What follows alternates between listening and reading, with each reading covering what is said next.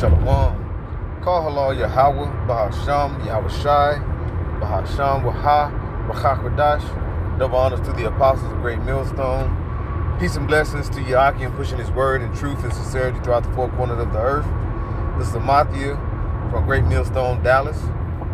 I wanted to go into just a quick, couple of verses, just in going into how the woman, all right, especially the nigger woman, and seeing the nigger woman, they just women in general, but especially the nigger woman who think they constantly is over the man.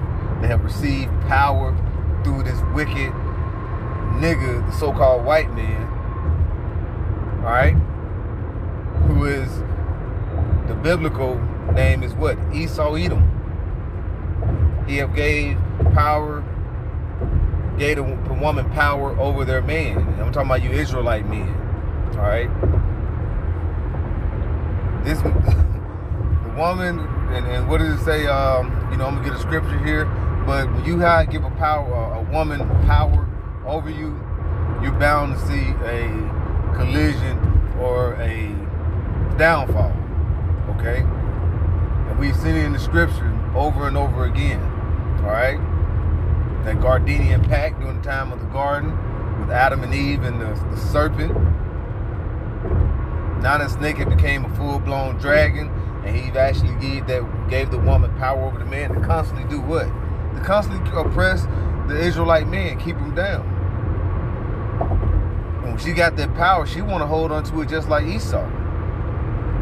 That's why a lot of these women, they're going to be put to death. This is Ecclesiasticus, Sirach 25, and verse, I'm going to start it up here,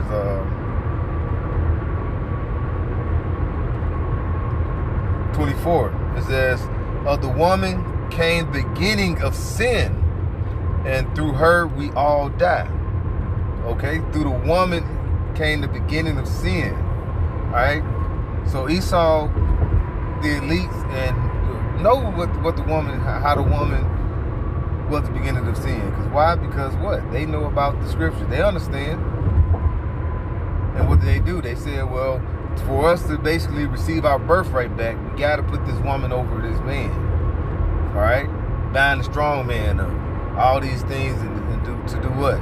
And the nigger woman was a part of that, binding that strong man. All right? So you have the one that's the beginning of sin, now to be the head of the household, knowing that's off. Because what the scriptures say, you have Yahweh, all right, Yahweh Shai, you have also then come what? Then the man, then the woman, then the children. It's an order. And what Esau has done has he helped disorganize that order.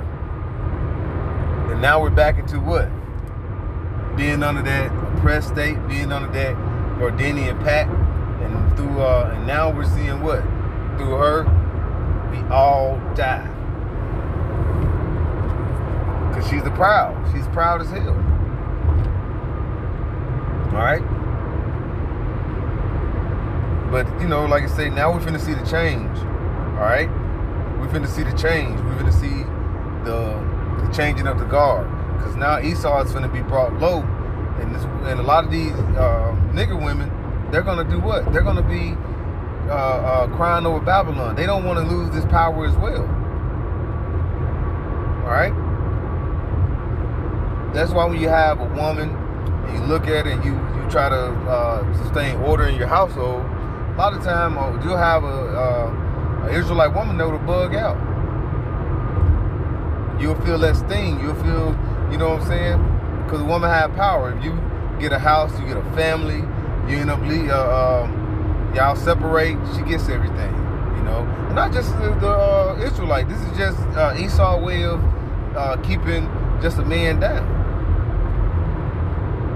She gets everything. She don't have to know you. If she get pregnant by you, she got to get your money.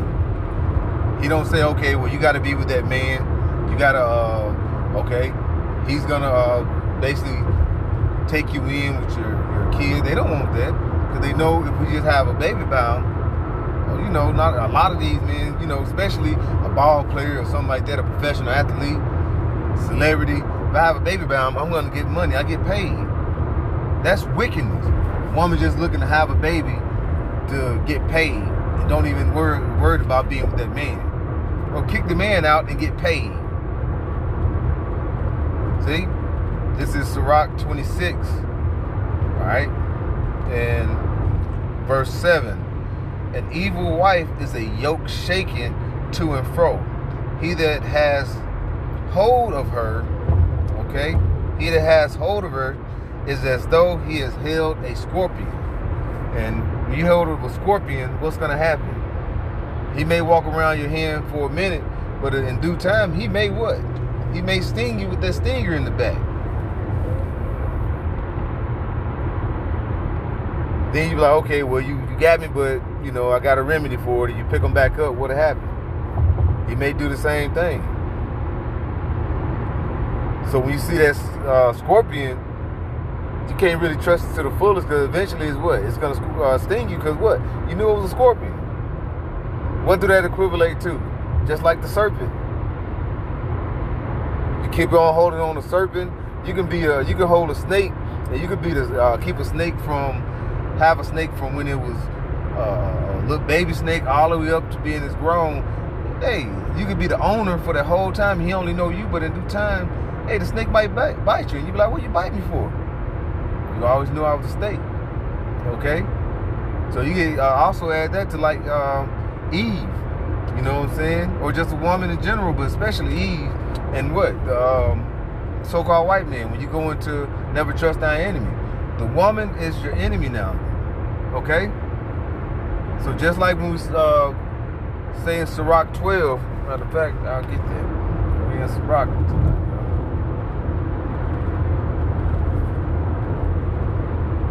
This is Sirach 12 and verse 10. Okay? It says, never trust thine enemy, for as iron rusteth, so is his wickedness. Though he humble himself and go crouching, yet take good of him and beware of him, as though be unto him as though he has wiped a looking glass, and thou shalt know that his rust has not altogether wiped away, has been altogether wiped away. It's like it. And when you go into that, what are you looking at? This is going to like Esau. He's the enemy, and she's joined hand with Esau. All right, she's so. What is a enemy of my enemy is a friend or something? How it goes. So that's like that's what it's going into. All right. So you can't trust these women these days. All right. What's that scripture? Those join hand in hand. They're joined hand in hand with Esau. All the way back to the Gardenian Pact. All right. And there's nothing new under the sun. Things you know what? Let me get this scripture. I think it's in Proverbs. I'll go ahead and close out with that. This is Proverbs 11, verse 21. It says, though joined hand in hand, the wicked shall not be unpunished, but the seed of the righteous shall be delivered. All right? And the seed of the righteous, right now, the remnant of Israel is going to be the seed of the righteous, because what? They're going to be washed with that raiment, with the blood of Yahweh Shai. Okay? The one that's not going to bow to neither by all. The woman, that's the one that a lot of the women help persuade the man to bow to neither by all. Okay?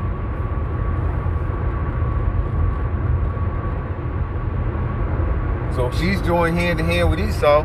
She's joined hand in hand with the wicked. So never trust thine enemy. If she's joined hand in hand with him, that is your enemy.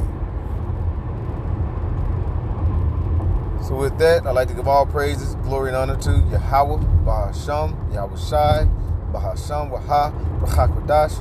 Double honors to the apostles of Great Millstone. Peace and blessings to Yaki and pushing his word in truth and sincerity. Shalom.